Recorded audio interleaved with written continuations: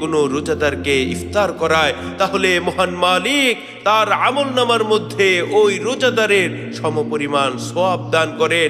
এতে করে রোজাদারের কোনো সওয়াব কমতি হয় না। তিরমিজি শরীফের 807 নম্বর হাদিস, আল্লাহর রাসূলের প্রসিদ্ধ সাহাবী হযরত যায়েদ ইবনে খালিদ রাদিয়াল্লাহু আনহু বর্ণনা করেন, রাসূল আকরাম সাল্লাল্লাহু আলাইহি ওয়াসাল্লাম ইরশাদ করেন, মান ফাত্তারা সাইমান, যে ব্যক্তি কোনো রোজাদারকে ইফতার করাবে, কানা লাহু মিথলু আজরিহি, সে ব্যক্তি ওই রোজাদারের সমপরিমাণ সওয়াব লাভ করবে। সুবহানাল্লাহ, সুবহানাল্লাহি ওয়া বিহামদিহি, সুবহানাল্লাহিল আযীম।